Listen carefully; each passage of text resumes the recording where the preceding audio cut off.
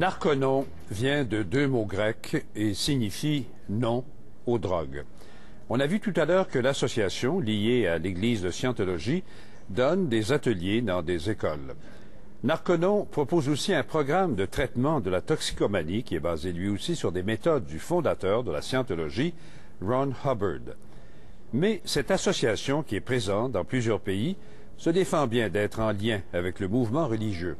Et même si sa thérapie remporte du succès, des médecins doutent de son efficacité.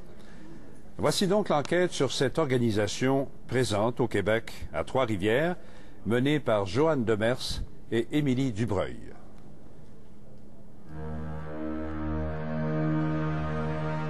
Il y a 75 millions d'années, un tyran nommé Xenu régnait sur la Fédération galactique. Pour régler un problème de surpopulation dans son coin de l'univers, le dictateur décide de mettre à mort 13 500 milliards d'extraterrestres. Il les envoie sur Terre dans des vaisseaux spatiaux, les largue dans des volcans, qu'il fait exploser avec des bombes à hydrogène.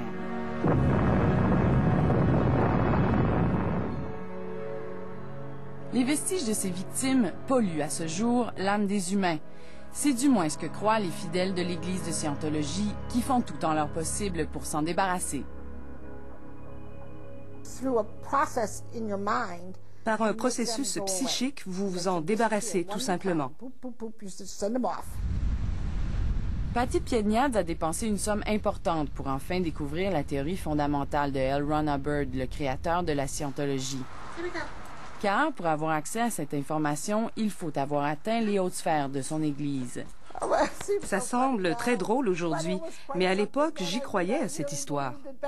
Patty Piedniad a passé 27 ans au sein de l'Église de Scientologie. Elle ne croit plus à ces théories. Mais pour les très nombreux fidèles de l'Église de Scientologie à travers le monde, dont France d'Amour, c'est une philosophie religieuse appliquée. John Travolta et Tom Cruise, les écrits de L. Ron Hubbard demeurent paroles d'Évangile. I think it's a privilege to call yourself a Scientologist, and it's something that you have to earn. And because a Scientologist does. La Scientologie, c'est bien plus qu'un mouvement religieux. La Scientologie a tellement d'activités séculières que je la considère comme une organisation internationale qui a de multiples facettes. La religion n'est qu'une partie de la Scientologie. Criminon réhabilite les criminels, Narconon veut sauver les narcomanes, la Commission des citoyens pour les droits de l'homme milite contre la psychiatrie. Ces organismes sont étroitement liés à l'Église de Scientologie. La Scientologie veut se fondre dans le décor, devenir aussi neutre que l'Église protestante ou baptiste. En février dernier, la ministre de la Culture et des Communications du Québec, Christine Saint-Pierre, appuyait, sans le savoir, un des plus importants groupes liés à la Scientologie, Narconon. Et elle n'est pas la seule. Mario Dumont, chef de l'ADQ, et Bernard Patry, député de Pierrefonds-Dollard et médecin de profession, ont aussi associé leur nom à la campagne de Narconon pour un Québec sans drogue. Les politiciens agissent probablement avec de bonnes intentions, mais il est clair qu'ils ne font pas leur devoir. La controverse entourant Narconon est loin d'être un secret. Narconon ne se contente pas d'aller chercher l'appui des politiciens. L'organisme est aussi présent dans des écoles de la province où il donne une conférence intitulée « La vérité sur les drogues ». Dans une école de la Rive-Sud de Montréal où nous nous sommes rendus avec une caméra cachée, un employé de Narconon donne des conférences sur la toxicomanie. Cet homme, qui se dit intervenant, a suivi sa formation chez Narconon. Je les rencontre toujours. Ben là, vous êtes dans la R4 aujourd'hui. Non, je sais pas. Il est conférencier, je sais pas, ça met les horaires comme ça. Je sais pas sa page de présentation. L'organisme se vante dans le Nouvelliste de Trois-Rivières d'avoir rejoint pas moins de 10 000 jeunes Québécois en 2007.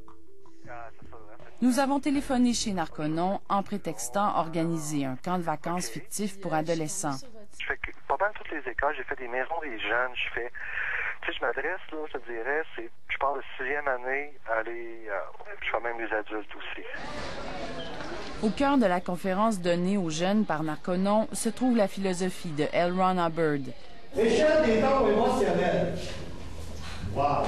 Le conférencier explique aux enfants une des théories les plus connues de la scientologie, l'échelle des tons émotionnels. La personne qui est super enthousiaste, d'après vous autres, OK, dites-vous qu'entre tout ça ici, là, il y en a plein des tons. Dans son livre La science de la survie, Hubbard établit une échelle notée des sentiments. Hubbard explique que les gens qui se situent très bas sur l'échelle devraient être carrément retirés de la société. Il met les homosexuels et les communistes dans cette catégorie.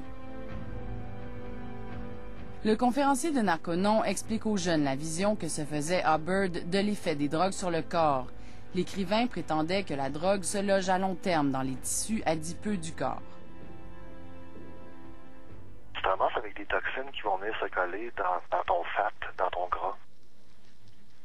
Puis ces toxines-là vont sortir avec la sueur puis ton gras quand t'as chaud, là. Sauf qu'il y en a qui vont tourner en circulation dans ton sang. Ça, j'en parle dans la conférence aussi, là.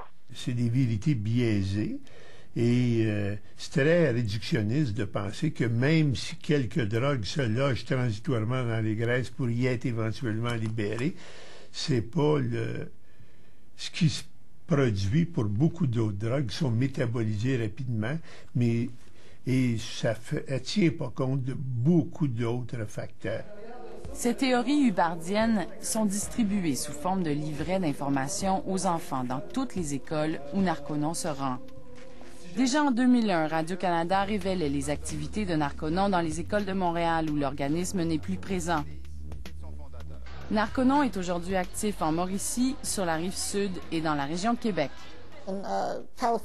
Ils ont été bannis des écoles en Californie et au Massachusetts parce qu'ils répandent de fausses informations. Narconon ne cache pas ses sources. L'organisme cite Hubbard sur son livret d'information. Les scientologues sont intimement convaincus de bien faire. Ils n'ont aucune mauvaise intention. Ils veulent faire passer leur message. Après la pause, une